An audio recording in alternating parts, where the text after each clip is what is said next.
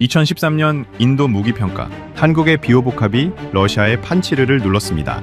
그런데 계약서는 끝내 나오지 않았습니다. 러시아 국방장관이 직접 전화를 걸었고 인도 국방부는 하룻밤 사이 입찰을 취소했습니다.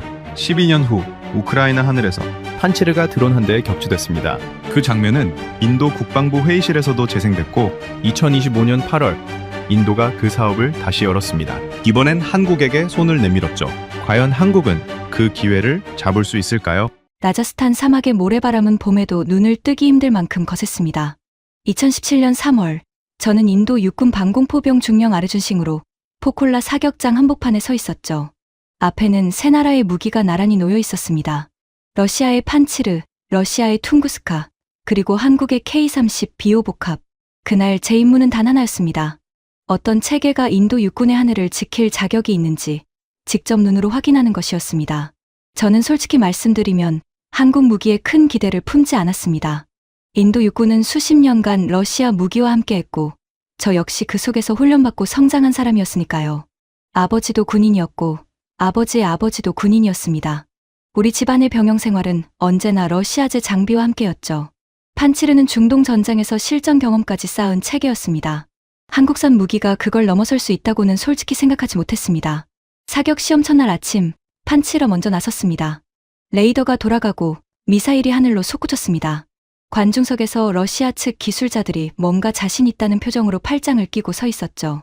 저는 평가표에 숫자를 적으면서도 마음 한편에는 이미 결론이 나 있는 것 같은 느낌이 들었습니다.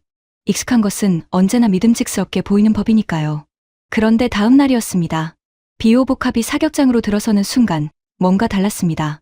차체가 낮고 둔해 보이기까지 했는데 레이더가 올라오고 포탑이 회전하는 속도가 이상하리만치 빨랐죠. 담당 평가관 옆에 서 있던 동료 마엔드라가 저를 슬쩍 쳐다봤습니다. 아르준, 저거 좀 이상하지 않아? 저도 같은 걸 느끼고 있었습니다.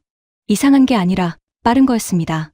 표적기가 하늘에 뜨자마자 비호복합의 포탑이 이미 그쪽을 향하고 있었고 30mm 기관포가 연속으로 불을 뿜었습니다. 표적이 무너졌습니다. 그리고 곧바로 신궁 미사일이 두 번째 표적을 향해 날아갔습니다. 포와 미사일을 동시에 운용하는 복합체계. 그건 러시아 무기들만 갖고 있다고 알려진 기능이었습니다. 이론상으로는 러시아 것들이 더 앞선다고 배웠고 저도 그렇게 믿어왔죠. 평가표를 쥔 손이 멈췄습니다. 저는 숫자를 적는 대신 그냥 지켜봤습니다. 비호복합은 흔들리지 않았습니다. 2번, 3번, 표적이 바뀌어도 매번 같은 속도로 반응했고 같은 정확도로 결과를 냈습니다. 러시아 기술자들의 팔짱이 조금씩 풀리기 시작하는 게 눈에 들어왔습니다. 한 사람은 옆 동료에게 뭔가를 낮게 속삭였는데 표정이 좋지 않았습니다. 저는 그 표정을 잊지 못했습니다. 자신감이 아니라 당혹감이었으니까요. 그날 저녁 막사로 돌아오는 버스 안에서 마엔드라가 낮게 중얼거렸습니다. 이거 생각보다 간단하지 않겠는데. 저는 창밖으로 시선을 던지며 아무 말도 하지 않았습니다. 하지만 머릿속에서는 이미 뭔가가 뒤집히고 있었죠. 수십 년간 당연하게 여겨온 것들이 흔들리는 느낌. 불편하면서도 이상하게 눈을 뗄 수가 없는 그 감각이었습니다. 라자스탄의 하늘은 그날 유독 높고 맑았습니다. 사막의 석양이 사격장을 붉게 물들이는 동안 저는 오랫동안 그 자리를 떠나지 못했습니다. 비호복합은 이미 경납고로 들어가고 없었지만 그 기계가 남긴 잔상은 쉽게 지워지지 않았습니다. 한국, 그 작은 나라가 만든 무기가 제 안에 있던 무언가를 건드리고 있었습니다. 아직은 그게 무엇인지 정확히 알지 못한 채로 다음 날 최종평가 결과가 발표되는 순간이 다가오고 있었습니다. 최종평가 결과 발표는 이튿날 오전 10시로 예정되어 있었습니다. 저는 그날 아침 일찍 잠에서 깼습니다. 막사 창문으로 들어오는 빛이 아직 옅었고 사격장 쪽에서는 아무 소리도 나지 않았죠. 어제 본 장면들이 자꾸 머릿속을 맴돌았습니다. 비호복합의 포탑이 표적을 향해 돌아가던 속도, 미사일이 쏘아지던 순간의 날카로운 굉음, 그리고 러시아 기술자들의 굳어가던 표정. 억지로 눈을 감아봤지만 잠은 오지 않았습니다. 브리핑실에 들어서자 분위기가 묘했습니다. 각국 기술 대표단이 양쪽으로 나뉘어 앉아 있었고 공기가 팽팽하게 긴장되어 있었죠. 러시아 측 수석 대표는 서류 묶음을 테이블에 올려놓은 채 시선을 정면에 고정하고 있었습니다. 한국 측 한화 관계자들은 조용히 자리를 지키고 있었고요. 말이 없었지만 그 침묵 속에 각자의 계산이 가득 차 있다는 게 느껴졌습니다. 평가단장 비크람 대령이 앞에 섰습니다. 그는 서류를 한 장 넘기더니 잠깐 숨을 고르고 입을 열었습니다. 기술평가 종합 결과 우선 협상 대상으로 하나에어로스페이스의 K-30 비오복합을 선정합니다. 실내가 조용해졌습니다. 완전히 숨소리도 들릴 것 같은 정적이었죠. 저는 옆에 앉은 마엔드라를 슬쩍 봤습니다. 그는 미동도 없이 앞을 바라보고 있었지만 귀끝이 조금 붉어져 있었습니다. 놀란 거였습니다. 저도 마찬가지였고요. 러시아 측 대표가 천천히 자리에서 일어났습니다. 항의를 시작할 것 같은 분위기였지만 그는 한마디도 하지 않고 그냥 방을 나갔습니다.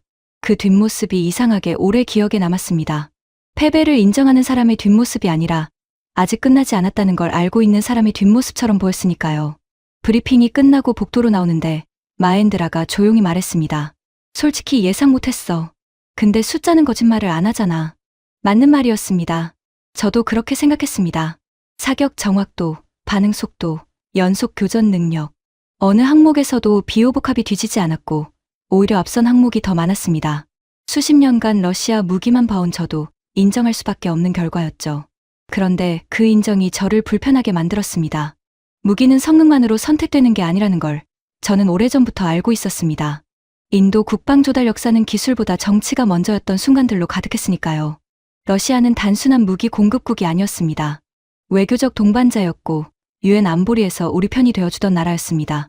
그 관계가 단순한 평가 점수 하나로 흔들릴 일이 없다는 걸 저는 본능적으로 알고 있었습니다. 비크람 대령이 복도 끝에서 저를 불렀습니다. 나란히 걸으면서 그가 낮은 목소리로 말했죠. 싱중령, 자네는 어떻게 봐? 저는 잠깐 망설였습니다. 그리고 솔직하게 대답했습니다. 성능은 분명합니다. 근데 이게 계약까지 이어질지는 저도 모르겠습니다. 대령은 고개를 끄덕이면서도 아무 말을 하지 않았습니다. 그 침묵이 대답이었습니다. 그도 같은 걸 걱정하고 있었던 겁니다. 가장 좋은 무기를 골랐는데 그게 선택받지 못할 수도 있다는 것. 그리고 그 결정을 내리는 건 저 같은 현장 평가관이 아니라는 것. 그날 오후 저는 그 사실을 새삼스럽게 되새기며 라자스탄의 먼지 낀 하늘을 올려다봤습니다. 하늘은 여전히 맑고 높았습니다. 하지만 어딘가 무거운 게 내려앉는 느낌이 들었죠. 뉴델리에서 움직임이 시작된다는 소식이 들려온 건 그로부터 얼마 지나지 않아서였습니다. 뉴델리에서 온 연락은 예상보다 빨랐습니다. 평가 결과가 발표된 지 사흘이 채 지나지 않았을 때였습니다. 저는 자이푸르 기지 사무실에서 서류를 정리하고 있었는데 비크람 대령에게서 전화가 왔습니다. 목소리가 평소와 달리 조심스러웠습니다. 싱중령, 국방부 쪽에서 평가 결과에 대해 추가 검토가 필요하다고 했어. 자세한 건 나도 아직 몰라. 전화를 끊고 나서 한동안 수화기를 내려놓지 못했습니다. 추가 검토, 그 말이 무엇을 의미하는지 현장에서 15년을 보낸 저는 너무 잘 알고 있었습니다. 기술 평가가 아니라 다른 곳에서 압력이 들어왔다는 뜻이었죠. 며칠 후 인도 언론에 기사가 하나 떴습니다. 러시아 국방장관 쇼이구가 뉴델리를 방문해 인도 측 고위 관계자들과 회동했다는 내용이었습니다. 기사는 짧았지만 그 짧음이 오히려 더 많은 것을 말해주고 있었죠. 저는 기사를 2번 읽고 나서 창가에 기대멍하니 밖을 바라봤습니다. 마엔드라가 사무실로 들어오더니 제 표정을 보고 말없이 옆자리에 앉았습니다. 그도 같은 기사를 읽은 모양이었습니다. 한참 후에 그가 먼저 입을 열었습니다. 러시아가 가만히 있지 않을 거라고 했잖아. 알고 있었어. 근데 이렇게 빠를 줄은 몰랐지. 저는 짧게 대꾸했지만 속은 복잡했습니다. 분노라기보다는 허탈함에 가까운 감정이었습니다. 우리가 사막에서 며칠을 보내며 꼼꼼하게 측정하고 기록한 숫자들이 회의실 하나에서 나누는 대화 몇 마디로 흔들릴 수 있다는 현실. 그게 억울하면서도 새삼스럽지 않아서 더 씁쓸했습니다. 저는 원래 파키스탄 국경 지역 부대에서 근무했습니다. 라오르 북쪽 국경선에서 불과 몇 킬로미터 떨어진 전방 기지였죠. 그곳에서 저는 노후화된 소련제 쉴카 자주대 공포를 운용했습니다. 1960년대에 설계된 장비였습니다. 레이더 정밀도는 현대 드론 하나도 제대로 잡지 못했고 포시는 연속 사격을 오래 하면 과열됐습니다. 정비 부품은 항상 부족했고 러시아 측 기술 지원은 약속한 날짜를 번번이 넘겼습니다. 그 시절 겪었던 일 하나가 오래도록 마음에 걸렸습니다. 어느 날 밤 정체불명의 소형 항공체가 국경선 근처에서 감지됐습니다. 경보가 울렸고 저는 쉴카를 가동했습니다. 레이더가 표적을 제대로 포착하지 못했습니다. 결국 항공체는 시야에서 사라졌고 우리는 아무것도 하지 못한 채 어둠만 바라봐야 했습니다. 보고서에는 위협 없음으로 마무리됐지만 그날 밤 느꼈던 무력감은 보고서 어디에도 적히지 않았습니다. 그래서였습니다. 제가 비오복합 평가단에 자원한 이유가 더 나은 무기가 필요하다는 걸 누구보다 몸으로 알고 있었으니까요. 그런데 지금 그 더 나은 무기가 정치의 벽 앞에서 멈춰서고 있었습니다. 국방부에서 공식 입장이 나온 건 그로부터 몇 주 후였습니다. 사업자 선정 절차 전반을 내부 독립감시기구에 재검토를 맡기겠다는 내용이었습니다. 공식 문서는 냉정하고 건조했지만 그 안에 담긴 의미는 누구나 알 수 있었습니다. 러시아의 항의가 받아들여진 것이었죠. 비크람 대령은 결과를 전해주면서 아무 말도 덧붙이지 않았습니다. 덧붙일 말이 없었던 거겠죠. 저도 마찬가지였습니다. 그냥 고개를 끄덕이고 자리로 돌아왔습니다. 책상 위에는 포콜라 사격장에서 직접 작성한 평가 노트가 놓여 있었습니다. 빼곡하게 적힌 숫자들, 반응 시간, 명중률, 연속 교전 횟수. 저는 그 노트를 서랍 안에 집어넣었습니다. 닫히는 서랍 소리가 유난히 크게 들렸습니다. 창밖으로 자이푸르 시내가 내려다보였습니다. 저녁 무렵이었고 도시의 불빛이 하나둘 켜지기 시작하고 있었습니다. 아름다운 풍경이었지만 그날은 그냥 어둡게만 느껴졌습니다. 이 싸움이 사격장에서 끝난 게 아니라는 걸 저는 그제야 완전히 받아들이고 있었습니다. 그리고 어쩌면 이제부터가 진짜 시작일지도 모른다는 생각이 조용히 고개를 들었습니다. 2018년 10월이었습니다. 자이푸르 기지에서의 일상은 겉으로는 평온했습니다. 서류를 검토하고 부하들의 훈련을 감독하고 저녁이면 막사로 돌아오는 반복된 나날들이었죠. 하지만 저는 그 평온함이 불편했습니다.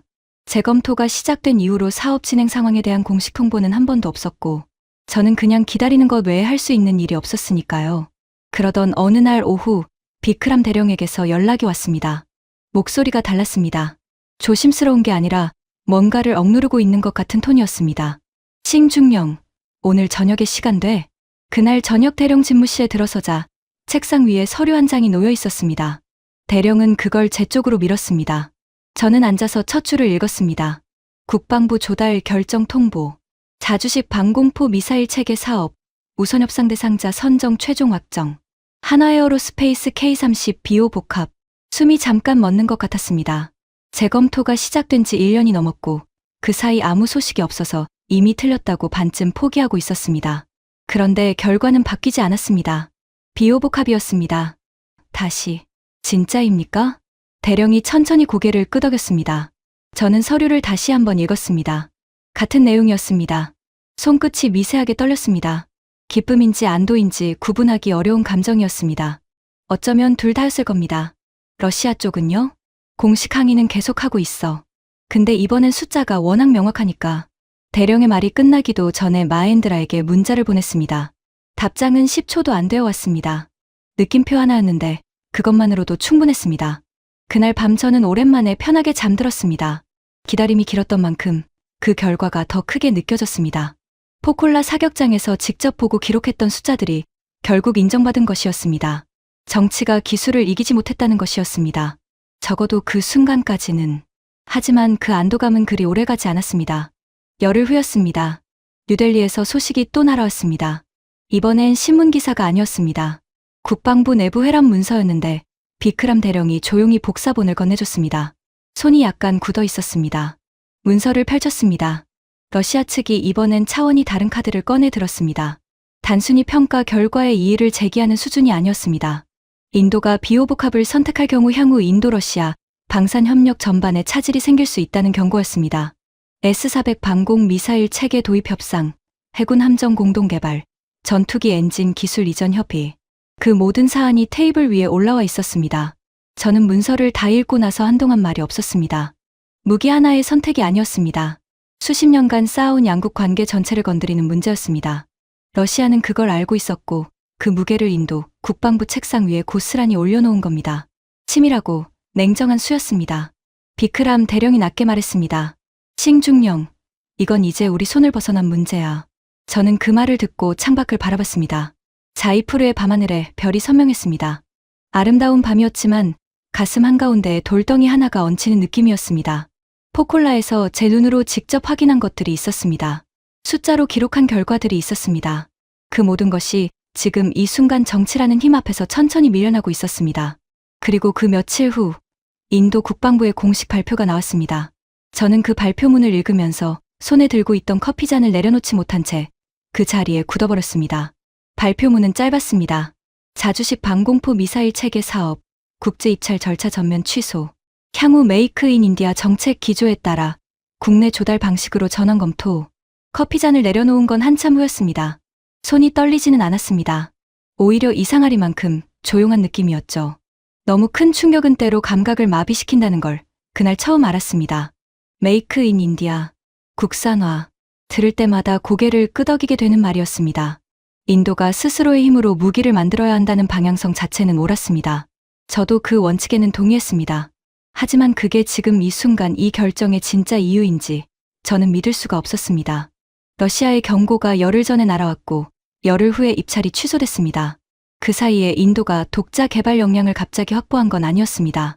순서가 너무 명확했습니다. 마엔드라가 사무실로 들어왔습니다. 제 표정을 보더니 아무 말 없이 맞은편 의자에 앉았습니다. 잠시 침묵이 흘렀습니다. 이해 제기할 거야? 그가 먼저 물었습니다. 저는 천장을 올려다보며 대답했습니다. 할 수 있는 위치가 아니잖아. 그렇다고 그냥 넘어가? 저는 대답하지 않았습니다. 할 수 있는 말이 없었습니다. 저는 현장 평가관이었습니다. 숫자를 측정하고 보고서를 쓰는 사람이었지. 정책 결정을 뒤집을 수 있는 자리에 있는 사람이 아니었습니다. 그 한계가 그날 유독 선명하게 느껴졌습니다. 며칠이 지났습니다. 저는 일부러 더 바쁘게 지내려 했습니다. 부대 점검을 늘리고 훈련 일정을 앞당기고 서류 처리를 밀리지 않게 챙겼습니다. 머릿속에서 그 발표문을 밀어내려는 시도였는데 잘 되지 않았습니다. 쉴카 자주대 공포 앞에 설 때마다 더 심했습니다. 노후화된 차체, 흔들리는 레이더, 과열되는 포신. 포콜라에서 보고 온 비오복합과 비교하면 세대가 달랐습니다. 같은 임무를 수행하는 무기라고 부르기 민망한 수준이었습니다. 그걸 알면서도 저는 계속 이 장비로 부하들을 훈련시켜야 했습니다. 어느 저녁 비크람 대령과 단둘이 식당에 앉았습니다. 식사가 끝나고 차를 마시면서 대령이 조용히 물었습니다. 싱중령은 지금 어떤 생각을 하고 있어? 저는 찻잔을 두 손으로 감싸쥐며 대답했습니다. 솔직히 말씀드리면 포기해야 하나 생각 중입니다. 이 싸움이 저 같은 사람이 할 수 있는 게 아닌 것 같아서요. 대령은 고개를 끄덕이지도 저을 수도 없다는 표정이었습니다. 잠시 후 그가 말했습니다. 근데 있잖아, 싱. 포기하는 것도 결정이야. 그 결정이 현장에 어떤 결과를 남기는지는 자네가 누구보다 잘 알잖아. 그 말이 이상하게 오래 마음에 걸렸습니다. 대령은 더 이상 아무 말도 하지 않았고 저도 그냥 차를 다 마시고 자리에서 일어났습니다. 하지만 막사로 돌아오는 내내 그 문장이 머릿속을 맴돌았습니다. 포기하는 것도 결정이다. 그렇다면 포기하지 않는 것도 결정이었습니다. 그리고 그 결정에는 대가가 따랐습니다. 아무것도 바꿀 수 없을지도 모르면서 계속 싸운다는 건 스스로를 오래 소모시키는 일이었습니다. 현명한 선택이 아닐 수도 있었죠. 그런데도 저는 그날 밤 서랍에서 포콜라 평가 노트를 꺼냈습니다. 닫아두었던 서랍을 다시 열었습니다. 빼곡하게 적힌 숫자들을 한 장씩 넘기며 읽었습니다. 반응 속도, 명중률, 연속 교전 기록. 한 줄 한 줄이 제가 직접 사막에서 눈으로 보고 손으로 기록한 것들이었습니다. 노트를 덮고 나서 저는 한동안 천장을 바라봤습니다. 아직 결정을 내리지 못했습니다. 포기할 수도 없었고 무엇을 해야 할지도 몰랐습니다. 그 사이 어딘가에서 저는 한참 동안 혼자 흔들리고 있었죠. 그 흔들림이 멈춘 건 전방기지에서 긴급 연락이 날아온 바로 그날이었습니다. 연락은 밤 11시가 넘어서 왔습니다. 파키스탄 국경 인근 전방기지 암리차르 북쪽 부대였습니다. 발신자는 그곳에서 근무 중인 후배 장교 카필이었습니다. 목소리가 긴장되어 있었습니다. 중령님, 오늘 저녁 국경 근처에서 소형 무인기 3대가 감지됐습니다. 쉴카로 추적했는데 레이더가 제대로 잡질 못했습니다. 한 대는 시야에서 그냥 사라졌고요. 저는 수화기를 쥔 채 아무 말도 하지 못했습니다. 예전에 제가 겪었던 바로 그 상황이었습니다. 표적이 잡히지 않고 어둠 속으로 사라지는 것. 그때 느꼈던 무력감이 순식간에 되살아났습니다. 인명 피해는 없습니다. 근데 무인기가 어디로 갔는지 아직 확인이 안 됐습니다. 전화를 끊고 나서 저는 한동안 그 자리에 앉아 있었습니다. 흔들리고 있던 마음이 그 순간 갑자기 단단해지는 느낌이었습니다. 뭔가 결정해야 한다는 감각이 머리가 아닌 몸에서 먼저 올라왔습니다. 다음 날 아침 일찍 비크람 대령을 찾아갔습니다. 대령은 제 얼굴을 보자마자 무슨 일인지 물었습니다. 저는 카필에게서 들은 내용을 그대로 전했습니다. 대령의 표정이 굳었습니다. 이런 일이 처음이 아니잖아. 아닙니다. 저도 전방에서 똑같은 상황을 겪었습니다. 2015년에 그때도 보고서에는 위협 없음으로 마무리됐습니다. 대령이 창밖을 바라보며 낮게 말했습니다. 근데 우리가 할 수 있는 게 뭐가 있어? 국방부 결정이 이미 났는데 저는 그 질문에 바로 대답하지 않았습니다. 사실 그날 아침 대령 사무실로 향하면서 내내 그 질문을 스스로에게 던지고 있었습니다. 할 수 있는 게 없다고 생각하면 아무것도 없었습니다. 하지만 할 수 있는 것부터 찾으면 한 가지는 있었습니다. 기록을 남기겠습니다. 대령이 저를 봤습니다. 현장에서 발생한 방공 공백 사례를 체계적으로 문서화하겠습니다. 쉴카의 한계가 실제로 어떤 결과를 만드는지 데이터로 쌓겠습니다. 나중에 사업이 다시 열릴 때 그 기록이 근거가 될 수 있습니다. 대령은 한동안 저를 바라봤습니다. 뭔가를 재는 눈빛이었습니다. 그리고 천천히 말했습니다. 공식 지시는 못 해줘. 근데 막지도 않겠어. 그것으로 충분했습니다. 그날부터 저는 움직이기 시작했습니다. 전방기지 3곳에 연락을 돌렸습니다. 카필이 있는 암리차르 북부, 잠무 인근 기지, 그리고 라자스탄 서쪽 국경부대. 각 부대의 방공 담당 장교들에게 같은 요청을 했습니다. 쉴카 운용 중 발생한 추적 실패 사례, 반응, 지연 기록, 장비 과열 및 정비 불가 상황을 날짜와 상황별로 정리해서 보내달라고. 처음엔 반응이 미지근했습니다. 귀찮다는 눈치였고 일부는 왜 그런 걸 모으냐고 되물었습니다. 저는 설명을 길게 하지 않았습니다. 나중에 씁니다. 지금은 그냥 기록만 해주세요. 일주일이 지나자 문서들이 들어오기 시작했습니다. 처음엔 한두 장짜리였는데 시간이 지나면서 분량이 늘었습니다. 장교들도 막상 정리를 시작하고 보니 할 말이 많았던 모양이었습니다.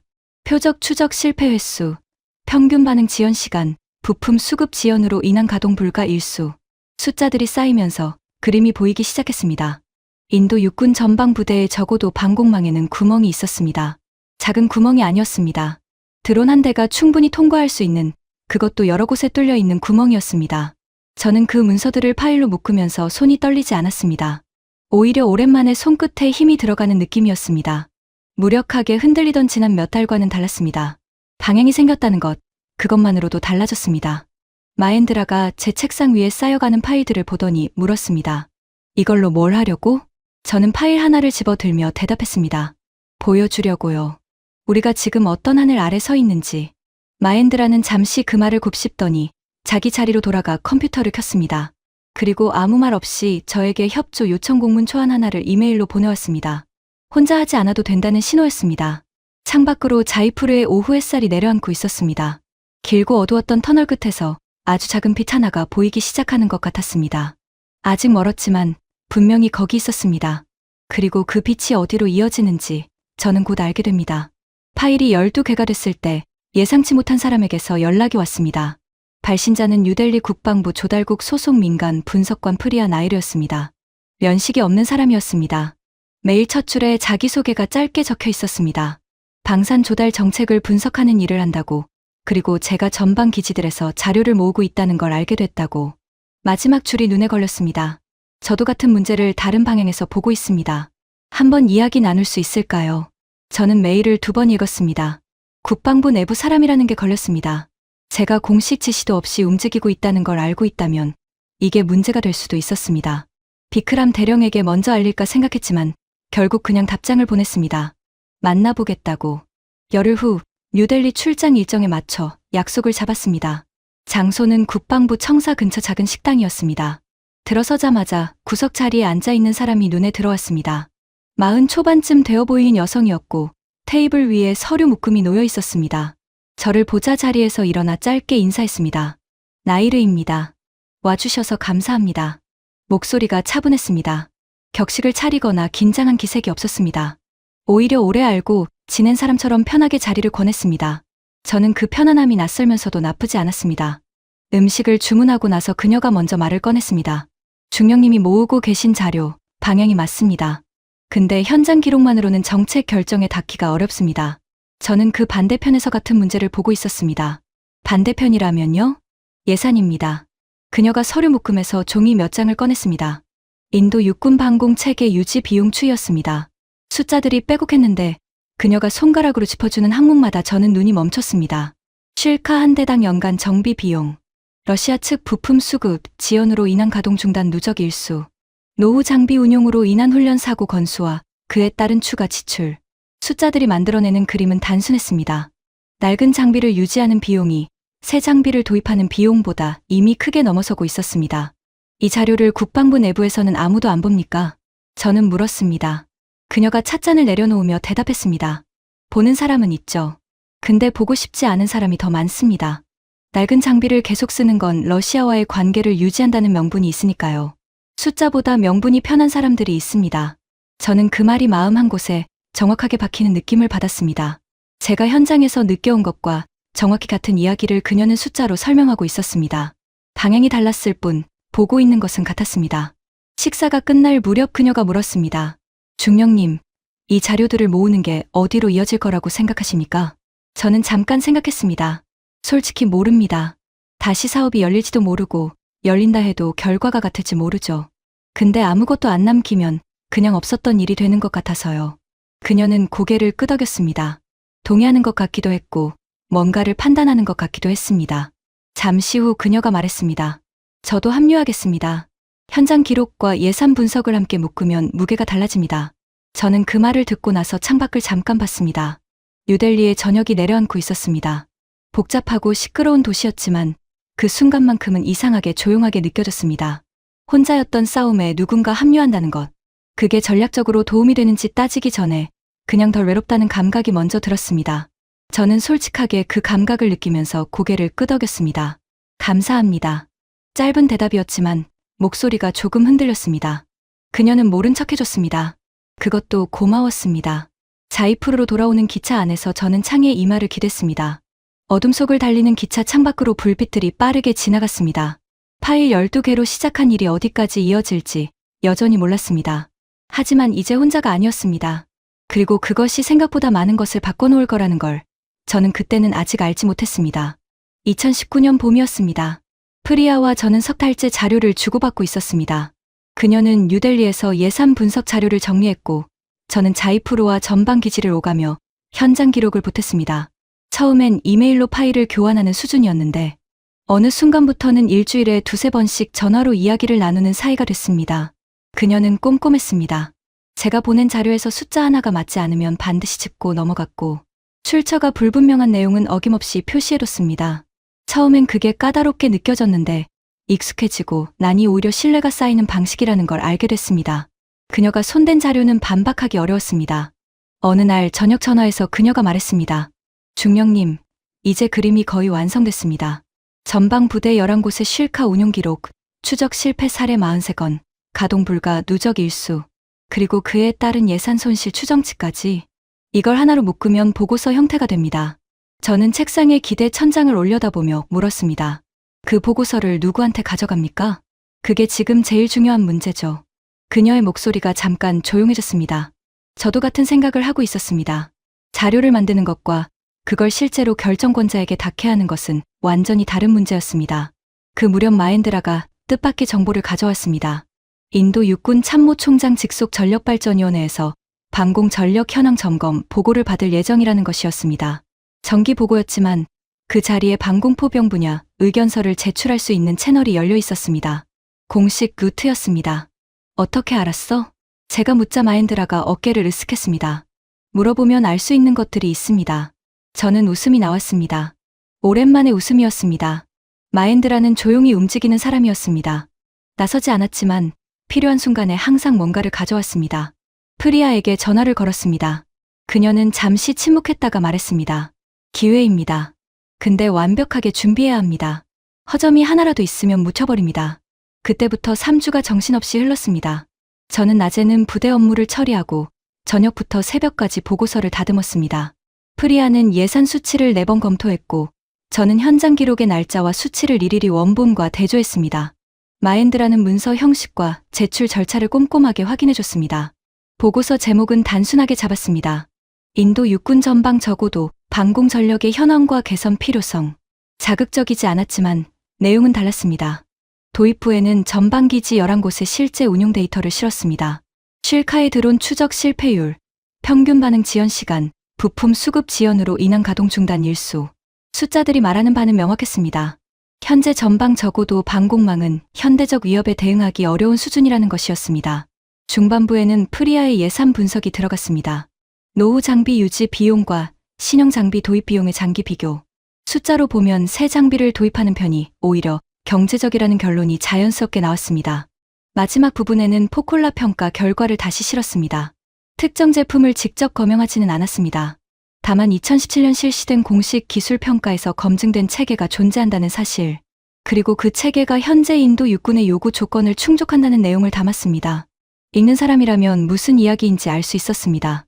제출 전날 밤, 저는 완성된 보고서를 처음부터 끝까지 읽었습니다. 마지막 장을 덮으면서 손끝에 힘이 들어갔습니다. 부족한 부분이 없었습니다. 프리아의 말처럼 허점을 찾기 어려웠습니다. 마엔드라가 옆에서 커피를 내밀었습니다. 잘 됐어. 짧은 말이었지만 그 안에 많은 게 담겨 있었습니다. 저는 커피를 받아들고 한 모금 마셨습니다. 따뜻했습니다. 보고서는 다음 날 오전 공식 채널로 제출됐습니다. 이제 기다리는 일만 남았습니다. 하지만 이번 기다림은 달랐습니다. 아무것도 없이 기다리는 게 아니었습니다. 우리가 할 수 있는 것을 다 했다는 감각이 등을 조용히 받쳐주고 있었습니다. 답이 오기까지 얼마나 걸릴지는 몰랐습니다. 하지만 그 보고서가 누군가의 책상 위에 놓이는 순간 예상하지 못한 곳에서 파장이 일기 시작했습니다. 답은 생각보다 빨리 왔습니다. 그리고 생각보다 훨씬 높은 곳에서 왔습니다. 보고서를 제출한 지 3주가 지난 어느 오전, 비크람 대령이 사무실로 저를 불렀습니다. 들어서자마자 대령의 표정이 평소와 달랐습니다. 굳어있는 게 아니라 뭔가를 억누르고 있는 얼굴이었습니다. 싱중령, 전력발전위원회에서 연락이 왔어. 자네 보고서가 참모총장실까지 올라갔어. 저는 그 자리에 선 채로 아무 말도 하지 못했습니다. 참모총장실. 그 네 글자가 머릿속에서 천천히 자리를 잡았습니다. 전방기지 현장 기록과 예산 분석을 묶어 제출한 보고서가 인도 육군 최고 결정권자의 책상까지 올라갔다는 뜻이었습니다. 어떻게 된 겁니까? 위원회 검토 과정에서 내용이 눈에 띈 모양이야. 특히 예산 비교 부분이 노후 장비 유지 비용이 신형 도입 비용을 이미 초과했다는 수치가 위에서 관심을 끌었다고. 저는 속으로 프리아를 떠올렸습니다. 그녀가 4번씩 검토하며 다듬은 숫자들이었습니다. 현장 기록만으로는 닿지 못했을 곳에 예산 수치가 닿은 것이었습니다. 이틀 후 공식 통보가 왔습니다. 참모총장실 주관으로 방공 전력 현황 긴급 점검 회의를 소집한다는 내용이었습니다. 그리고 보고서 작성자인 저에게 회의 참석 및 현장 브리핑 요청이 붙어 있었습니다. 프리아에게 전화를 걸었습니다. 그녀는 잠시 아무 말이 없었습니다. 그리고 조용히 말했습니다. 중령님, 이게 기회입니다. 근데 방심하면 안 됩니다. 그 말이 마음에 걸렸습니다. 기뻐하기엔 이른 것 같다는 느낌이 저도 이미 들고 있었으니까요. 회의는 뉴델리 육군본부에서 열렸습니다. 회의실에 들어서자 예상보다 많은 사람들이 앉아 있었습니다. 방공포병 관련 장성 2명, 조달국 고위 관계자들, 그리고 전력발전위원회 위원들. 저는 그 자리에서 가장 계급이 낮은 사람이었습니다. 브리핑을 시작하면서 손이 떨릴 것 같았는데 막상 서류를 펼치자 이상하게 차분해졌습니다. 직접 발로 뛰며 모은 자료들이었습니다. 현장에서 눈으로 보고 기록한 것들이었습니다. 그것만큼은 자신이 있었습니다. 전방 부대 11곳의 운용 현황을 설명했습니다. 쉴카에 드론 추적 실패율을 수치로 제시했고 실제 발생한 미확인 무인기 침범 사례를 날짜별로 정리해서 보여줬습니다. 회의실 분위기가 조용해지기 시작한 건 3번째 사례를 설명할 때였습니다. 누군가 펜을 내려놓는 소리가 들렸습니다. 예산 비교 슬라이드를 넘기자 한 장성이 앞으로 몸을 기울였습니다. 노후 장비 유지에 투입된 누적 비용이 화면에 표시됐을 때 옆자리 관계자가 낮게 무언가를 중얼거렸습니다. 숫자가 예상보다 컸던 모양이었습니다. 브리핑이 끝나고 질의응답이 시작됐습니다. 질문들은 날카로웠습니다. 데이터 출처, 표본 규모, 측정 방법론. 저는 하나하나 답했습니다. 프리아가 미리 예상하고 준비해준 반박 지점들이었습니다. 그녀가 까다롭게 검토했던 이유가 그 순간 빛을 발했습니다. 마지막으로 한 장성이 물었습니다. 보고서 후반부에서 2017년 기술평가 결과를 언급했는데 그 체계가 현재도 유효하다고 보는가? 저는 잠깐 숨을 골랐습니다. 네. 당시 평가 기준이 지금도 충족됩니다. 오히려 현재의 드론 위협 환경을 고려하면 그 체계의 필요성이 더 커졌습니다. 회의실이 다시 조용해졌습니다. 장성은 고개를 끄덕이고 더 이상 묻지 않았습니다. 그 침묵이 어떤 의미인지 저는 정확히 읽을 수 없었습니다. 하지만 무언가가 움직이기 시작했다는 느낌은 분명했습니다. 회의가 끝나고 복도로 나오자 조달국 관계자 한 명이 다가왔습니다. 명함을 건네며 낮게 말했습니다. 좋은 보고였습니다. 위에서 관심을 갖고 있습니다. 그게 전부였습니다. 하지만 그 짧은 한마디가 긴 설명보다 더 많은 것을 담고 있었습니다. 자이푸르로 돌아오는 비행기 안에서 저는 눈을 감고 있었습니다. 잠이 오지 않았지만 눈을 뜨고 싶지 않았습니다. 뭔가 중요한 것이 막 바뀌었다는 감각과 아직 아무것도 확정되지 않았다는 감각이 동시에 있었습니다. 그리고 그 두 감각 사이 어딘가에서 저는 처음으로 이 싸움이 끝날 수도 있겠다는 생각을 했습니다. 좋은 방향으로. 하지만 그 생각은 오래가지 못했습니다. 뉴델리에서 다시 움직임이 시작됐다는 소식이 착륙하기도 전에 전화로 날아들었습니다. 이번엔 우리 편이 아니었습니다. 전화를 건 사람은 프리아였습니다. 목소리가 평소와 달랐습니다. 차분한 사람이었는데 그날은 말을 시작하기 전에 숨을 한번 고르는 게 느껴졌습니다. 중령님, 러시아 측이 움직였습니다. 이번엔 다릅니다. 비행기가 착륙 준비에 들어가면서 기내 안내 방송이 흘러나왔습니다. 저는 창 쪽으로 몸을 기울이며 목소리를 낮췄습니다. 어떻게요? 쇼이구가 직접 나섰습니다. 외교 채널로 인도 국방장관실에 메시지가 전달됐습니다. 비호복합 사업이 재개될 경우 인도에 대한 러시아의 군사기술 협력 전반을 재검토하겠다는 내용입니다. S-400 운용기술 지원, 전투기 엔진 공급, 잠수함 공동 프로그램까지 전부 테이블에 올렸습니다. 저는 말이 나오지 않았습니다. 2018년에도 비슷한 경고가 있었습니다. 하지만 그때와는 무게가 달랐습니다. 그때는 실무 채널을 통한 압박이었고 이번엔 국방장관실로 직접 들어간 외교 메시지였습니다. 수위가 한 단계 올라간 것이었습니다. 위원회 반응은요? 아직 공식 입장은 없습니다. 근데 분위기가 바뀌고 있다는 얘기가 들립니다. 회의 직후까지만 해도 긍정적이었던 쪽에서 갑자기 말이 없어졌습니다. 비행기가 활주로에 닿았습니다. 충격이 느껴졌지만 그건 몸으로만 느꼈습니다. 머릿속은 이미 다른 곳에 가 있었습니다. 공항에서 나오면서 마엔드라에게 문자를 보냈습니다. 내용은 짧았습니다. 내일 아침 일찍 보자고. 그는 바로 답장을 보내왔습니다. 알겠다고.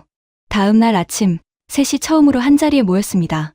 마엔드라가 자이푸르까지 왔고 프리아는 뉴델리에서 전날 밤 기차를 탔습니다. 사무실 문을 닫고 앉자 한동안 말이 없었습니다. 프리아가 먼저 입을 열었습니다. 러시아가 이렇게까지 나오는 건 반대로 말하면 그만큼 위협을 느끼고 있다는 겁니다. 우리 보고서가 실제로 위에 닿았다는 뜻이기도 하고요.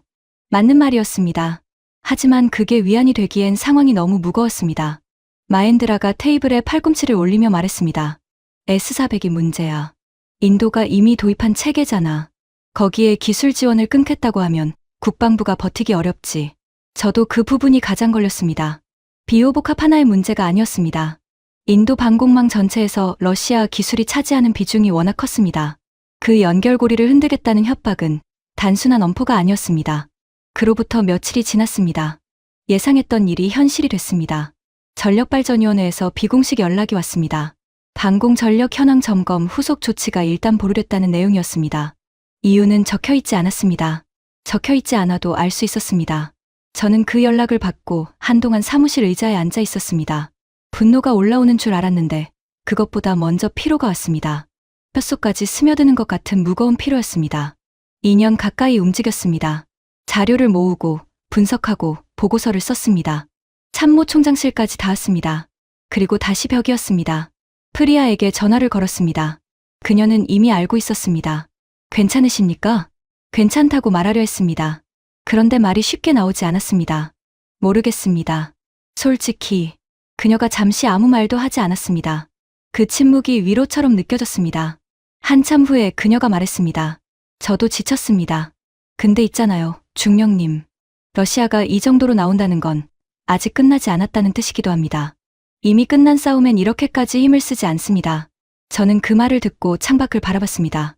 자이푸르의 하늘에 구름이 두껍게 깔려 있었습니다. 비가 올 것 같은 날씨였습니다. 그녀의 말이 틀리지 않다는 걸 알았습니다. 하지만 그걸 안다고 해서 지금 이 무게가 가벼워지지는 않았습니다. 알면서도 무너지는 것들이 있었습니다. 그리고 열흘 후 무너지면 안 된다고 버텨온 마지막 선이 흔들리기 시작했습니다. 이번엔 밖에서가 아니라 우리 안에서였습니다. 마엔드라가 찾아온 건 비가 내리던 저녁이었습니다. 노크도 없이 사무실 문을 열고 들어온 그는 의자에 앉지 않았습니다. 그냥 문 앞에 서서 저를 봤습니다. 표정이 이상했습니다. 불편한 말을 해야 하는 사람의 얼굴이었습니다. 할 말이 있어. 저는 서류에서 눈을 들었습니다. 비크람 대령이 나한테 연락했어. 칭, 이 일에서 손을 떼라고. 순간 아무 말도 나오지 않았습니다.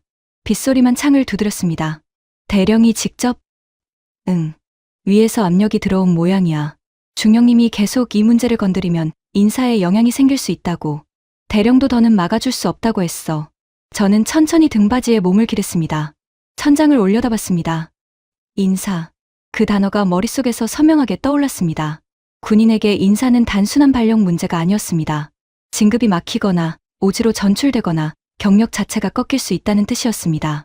저는 38살이었습니다. 군 생활이 아직 10년 넘게 남아 있었습니다. 대령이 뭐라고 했어?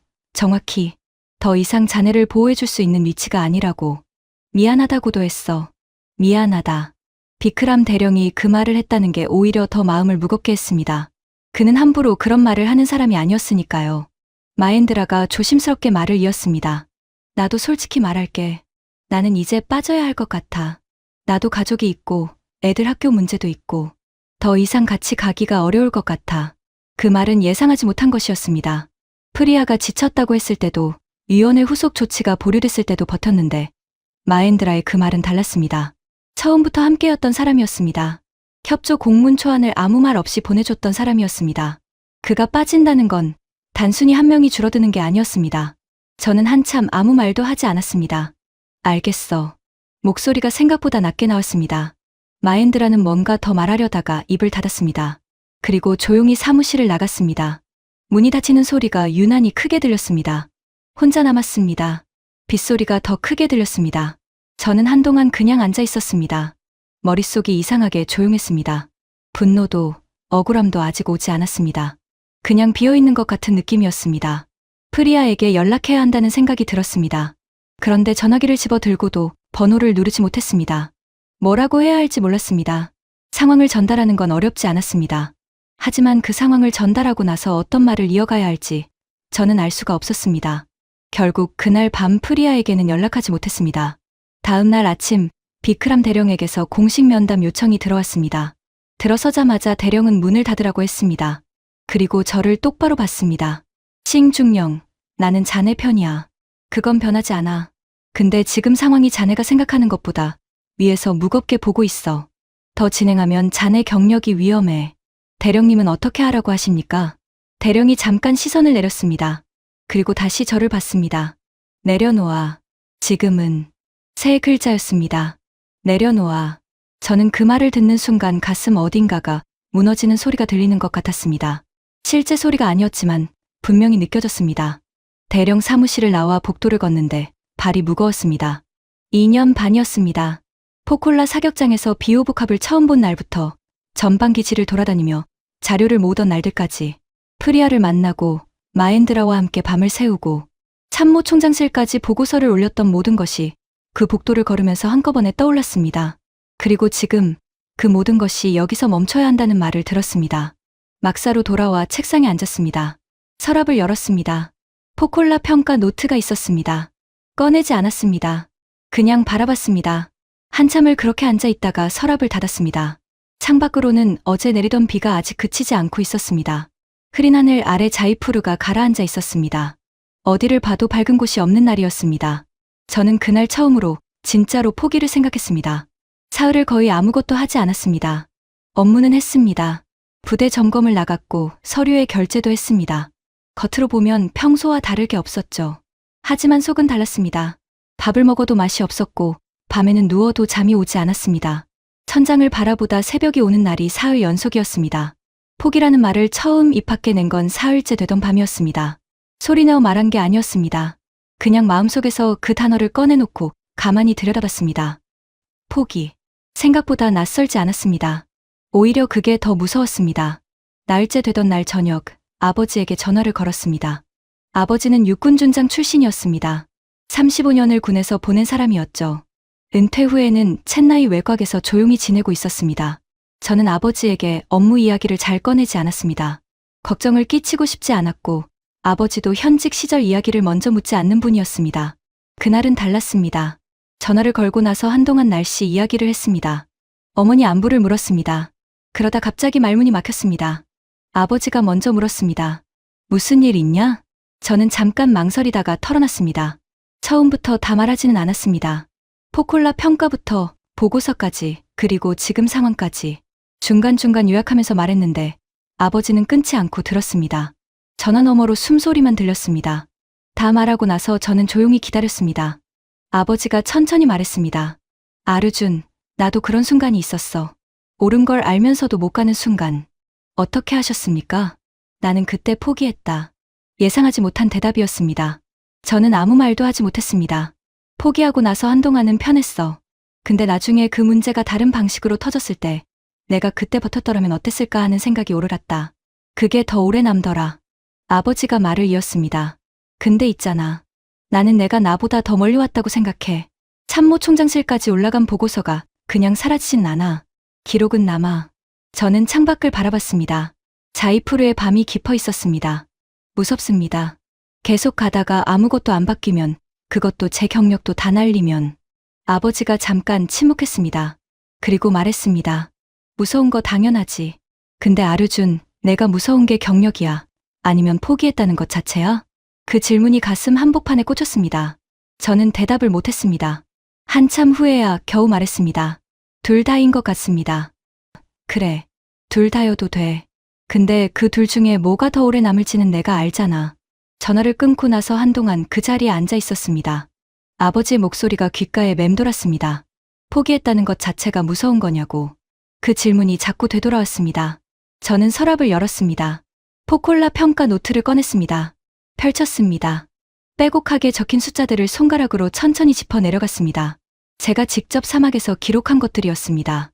눈으로 보고 손으로 쓴 것들이었습니다. 그 숫자들이 틀리지 않았다는 건 지금도 변하지 않았습니다. 다음 날 아침 프리아에게 전화를 걸었습니다. 사흘 만이었습니다. 그녀가 전화를 받자마자 저는 말했습니다. 늦게 연락해서 미안합니다. 괜찮다고 말하고 싶은데 걱정됐습니다. 목소리가 조금 흔들렸습니다.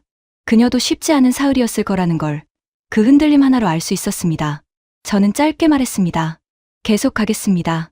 그녀가 잠시 아무 말도 하지 않았습니다. 그리고 낮게 말했습니다. 알겠습니다. 두 글자였습니다. 하지만 그 두 글자 안에 많은 것이 담겨 있었습니다. 저는 전화를 끊고 나서 처음으로 제대로 숨을 내쉬었습니다. 며칠 만에 가슴이 조금 펴지는 느낌이었습니다.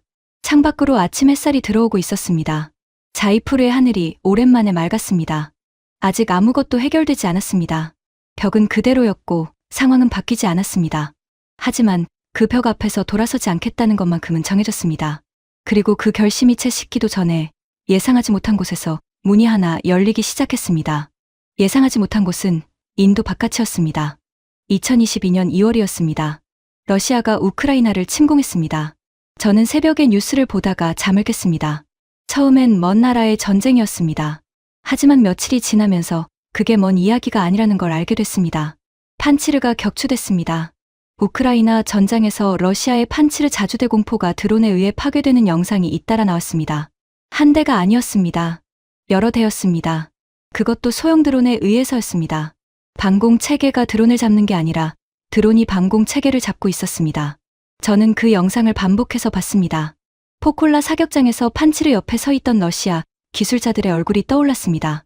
팔짱을 끼고 자신만만하던 그 표정이, 그리고 비오복합의 포탑이 표적을 향해 빠르게 돌아가던 순간도 함께 떠올랐습니다. 프리아에게서 먼저 문자가 왔습니다. 보고 있습니까? 저는 짧게 답했습니다. 보고 있습니다. 그게 전부였습니다. 하지만 우리 둘 다 같은 걸 느끼고 있다는 걸 알았습니다. 그로부터 한 달이 채 지나지 않아 인도 국방부 안에서 분위기가 바뀌기 시작했습니다. 프리아가 조달국 내부 동향을 전해줬습니다. 우크라이나 전쟁을 계기로 러시아 무기 체계의 실전, 신뢰성에 대한 의문이 공식 석상에서 처음으로 거론되기 시작했다는 것이었습니다. 판치르의 격추 장면은 단순한 전학 뉴스가 아니라 인도 국방부 회의실에서도 재생되고 있었습니다. 저는 그 소식을 듣고 창밖을 바라보며 한동안 말이 없었습니다. 기쁘다고 해야 할지 몰랐습니다. 누군가의 전쟁이 이쪽의 문을 열어주고 있다는 사실이 단순하게 반갑지만은 않았습니다. 그래도 움직여야 했습니다. 저는 프리아에게 전화를 걸었습니다. 지금이 마지막 기회일 수 있습니다. 보고서를 다시 써야 합니다. 그녀가 바로 답했습니다. 저도 같은 생각입니다. 이번엔 우크라이나 전장 데이터를 포함시켜야 합니다. 판치르의 실전 교전 결과와 비오복합의 2017년 평가 데이터를 직접 비교하는 형태로 정확히 제가 생각하고 있던 방향이었습니다. 저는 곧바로 마엔드라에게도 연락했습니다. 그는 한동안 빠져 있었지만 이번엔 망설임이 짧았습니다. 알겠어. 이번엔 나도 끝까지 간다. 셋이 다시 모였습니다. 이번엔 자이풀가 아니라 뉴델리에서였습니다. 프리아의 사무실 근처 회의실을 빌렸습니다. 테이블 위에 노트북과 서류들이 쌓였습니다. 보고서를 처음부터 다시 썼습니다. 이전 보고서가 현황 진단이었다면 이번엔 비교와 결론까지 담았습니다. 우크라이나 전장에서 수집된 판치르 운용 데이터, 소형 드론에 의한 격추 사례 분석, 그리고 비호복합의 30mm 기관포와 신궁, 미사일 복합 운용이 그 위협에 어떻게 대응할 수 있는지를 항목별로 정리했습니다. 프리아는 예산 부분을 완전히 새로 썼습니다. 러시아 무기 유지 비용에 이제 한 가지 항목이 더해졌습니다. 실전에서 격추될 경우의 손실 비용과 전력 공백 기간. 숫자가 이전보다 훨씬 설득력 있었습니다. 마엔드라는 문서 전반의 논리 흐름을 검토했습니다. 한 문장씩 읽으면서 반박 가능한 지점을 찾아냈습니다. 3번을 그렇게 반복했습니다. 사흘이 걸렸습니다. 밤을 2번 세웠습니다. 새벽 2시에 프리아가 커피를 타오면서 말했습니다. 이번엔 다를 것 같습니다. 저는 화면을 보면서 대답했습니다. 달라야 합니다. 보고서가 완성된 건 사흘째 새벽이었습니다. 저는 완성된 문서를 처음부터 끝까지 읽었습니다. 이전 보고서보다 두껍고 더 날카로웠습니다. 허점을 찾기 어려웠습니다. 마엔드라가 3번 걸러냈으니까요. 제출 버튼을 누르기 전에 셋이 서로를 봤습니다. 말이 없었습니다. 말이 필요하지 않았습니다. 저는 버튼을 눌렀습니다. 보고서는 이번에 전력발전위원회가 아니라 더 높은 곳으로 직접 제출됐습니다. 프리아가 2년 동안 쌓아온 내부 채널이 있었습니다. 국방부 정책실장실이었습니다. 제출하고 나서 3시 건물 밖으로 나왔습니다. 뉴델리의 새벽 공기가 차가웠습니다. 마엔드라가 기지개를 켜면서 말했습니다. 이제 기다리는 일만 남았네. 저는 고개를 끄덕였습니다. 하지만 이번 기다림은 느낌이 달랐습니다. 아무것도 없이 기다리는 게 아니었습니다. 할 수 있는 모든 것을 다 쏟아낸 다음의 기다림이었습니다. 뉴델리 하늘이 조금씩 밝아오고 있었습니다. 검은 하늘이 짙은 남색으로, 남색이 어슴푸레한 회색으로 새벽이 오고 있었습니다. 그리고 2달 후 인도 국방부에서 공식 발표가 나왔습니다. 발표문을 처음 읽은 건 프리아의 전화로였습니다. 2025년 8월이었습니다. 저는 자이푸르 기지 사무실에서 오후 일과를 마무리하고 있었습니다. 전화기가 울렸고 화면에 프리아 이름이 떴습니다. 받자마자 그녀의 목소리가 들렸습니다. 평소의 차분함이 아니었습니다. 중령님, 나왔습니다. 저는 손이 멈췄습니다. 뭐가요? 인도 육군 자주식 방공포 미사일 체계 사업 공식 재개됐습니다. 한화에어로스페이스가 입찰 참여 의사를 밝혔고 인도 측도 수용했습니다. 이번엔 메이크 인 인디아 방식으로 L&T와 합작 생산 조건으로. 저는 한동안 말이 나오지 않았습니다. 창밖을 바라봤습니다. 자이푸르의 오후 햇살이 기지 마당을 가득 채우고 있었습니다. 평범한 오후였습니다. 그런데 갑자기 그 평범한 풍경이 이상하게 선명하게 보였습니다. 진짜입니까? 네. 공식 입찰 제안 요청서가 발행됐습니다. 사업 규모는 비호복합 104대를 포함해 약 3조 원 규모입니다. 3조 원. 숫자가 머릿속에서 천천히 자리를 잡았습니다. 포콜라 사격장에서 처음 그 숫자를 들었던 게 2017년이었습니다. 8년이었습니다. 전화를 끊고 나서 마엔드라에게 문자를 보냈습니다. 세 글자였습니다. 나왔어. 답장이 50초 만에 왔습니다. 알아. 방금 봤어. 한잔 해야겠다. 저는 피식 웃었습니다. 오랜만에 웃음이었습니다. 그날 저녁 비크람 대령이 저를 불렀습니다. 대령은 사무실 문을 닫고 저를 한동안 바라보다가 말했습니다. 싱중령, 자네한테 할 말이 있어. 말씀하십시오. 몇 년 전에 내려놓으라고 했잖아. 그 말, 미안하게 생각해. 저는 고개를 저었습니다. 대령님이 그 상황에서 하실 수 있는 말씀이었습니다. 그래도 자네가 버텼기 때문에 지금이 있는 거야. 그건 내가 인정해야 해. 대령의 목소리가 조금 낮아졌습니다. 저는 그 말을 듣고 가슴 한쪽이 뜨거워지는 느낌을 받았습니다. 애써 표정을 고르면서 짧게 말했습니다. 감사합니다. 말은 짧았지만 목소리가 흔들렸습니다. 대령은 모른 척해줬습니다. 일주일 후 저는 처음으로 한화에어로스페이스 측 관계자들과 공식 자리에서 마주했습니다. 뉴델리에서 열린 방산 관련 설명회였습니다. 한국 측 담당자가 비호복합 개량 현황을 브리핑했습니다. 2017년 포콜라에서 봤던 그 체계가 이제 더 발전해 있었습니다. 레이더가 개량됐고 대드론 교전 능력이 추가됐으며 사거리도 늘었습니다. 저는 브리핑을 들으면서 내내 포콜라 사격장을 떠올렸습니다. 모래바람 속에서 포탑이 돌아가던 순간을, 평가표를 쥔 손이 멈췄던 그 순간을.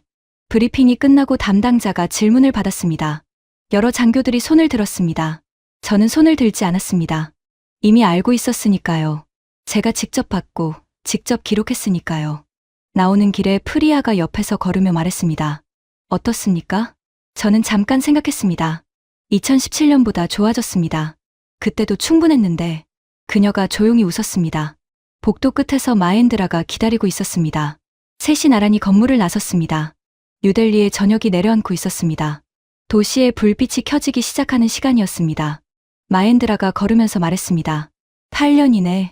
저는 고개를 끄덕였습니다. 8년입니다. 길었다.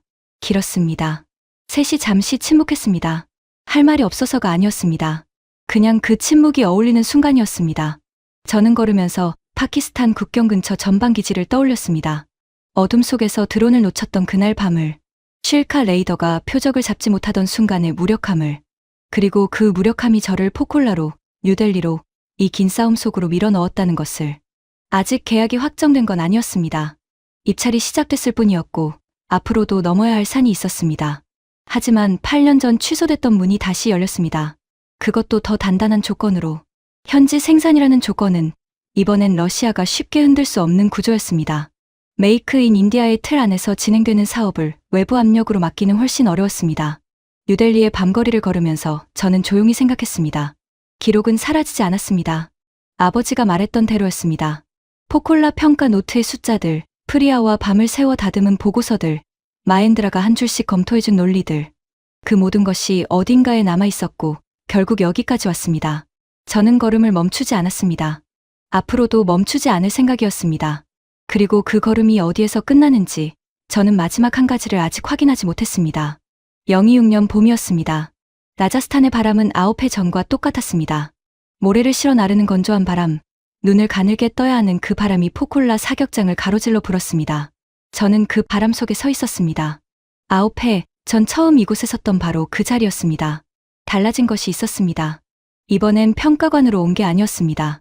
저는 인도 육군 방공포병 대령이었고 자주식 방공포 미사일 체계 도입 사업 현장 감독관으로 이 자리에 서 있었습니다. 그리고 제 앞에는 비오복합이 있었습니다. 9해 전 그 자리에 섰던 바로 그 체계였습니다. 하지만 지금은 달랐습니다. 레이더가 개량됐고 차체 위에 추가된 데드론 탐지 장비가 낯설면서도 반가웠습니다. 프리아가 옆에 서 있었습니다. 조달국 정책실에서 이 사업을 공식 담당하게 된 그녀는 서류, 묶음을 옆구리에 끼고 사격장을 바라보고 있었습니다. 마엔드라는 조금 떨어진 곳에서 후배 장교들에게 뭔가를 설명하고 있었습니다. 목소리가 크고 자신감 있었습니다. 시험 사격이 시작됐습니다. 비오복합의 레이더가 돌아갔습니다. 표적기 3대가 서로 다른 방향에서 동시에 날아들었습니다. 저는 숨을 참았습니다. 9해 전 처음 이 체계를 봤을 때처럼 손에 평가표가 없는데도 온몸이 긴장했습니다. 포탑이 돌아갔습니다. 30mm 기관포가 첫 번째 표적을 향해 불을 뿜었습니다. 동시에 신궁 미사일이 두 번째 표적을 향해 솟구쳤습니다. 그리고 개량된 데드론 탐지 장비가 세 번째 표적, 소형 드론을 포착했습니다. 포탑이 다시 돌아갔고 짧은 연사가 이어졌습니다. 세 표적이 모두 무너졌습니다. 사격장에 잠깐 침묵이 흘렀습니다. 그리고 뒤편에 모여있던 인도 측 장교들 사이에서 낮은 탄성이 터져 나왔습니다. 저는 그 소리를 들으면서 눈을 감았습니다. 9회였습니다.